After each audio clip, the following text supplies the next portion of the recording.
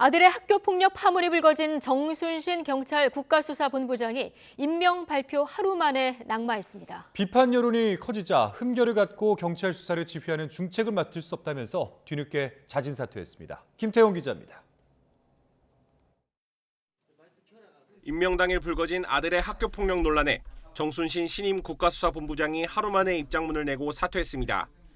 자신의 아들 문제로 국민이 걱정하는 상황이 생겼고 이런 흠결을 가지고서는 국가수사본부장이라는 중책을 도저히 수행할 수 없다는 뒤늦은 결론에 이르게 됐다는 겁니다. 가족 모두가 피해 학생과 부모님께 용서를 구한다면서 두고두고 반성하며 살겠다는 사과도 덧붙였습니다.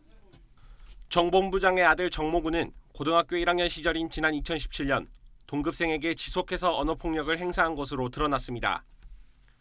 기숙사에서 같은 방을 쓰던 피해자에게 돼지, 냄새난다, 사료나 먹으라와 같은 모욕적인 표현을 지속해서 썼습니다.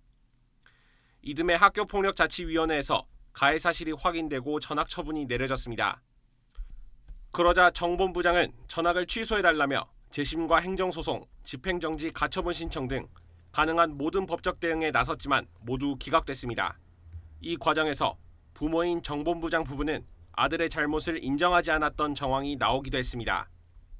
1심 판결문을 보면 당시 학교 선생님은 정 군에게 피해 학생의 아픔을 공감하게 해주려 노력했지만 책임을 인정하는 걸 두려워하는 부모님이 손도를 막았다고 밝히고 있습니다.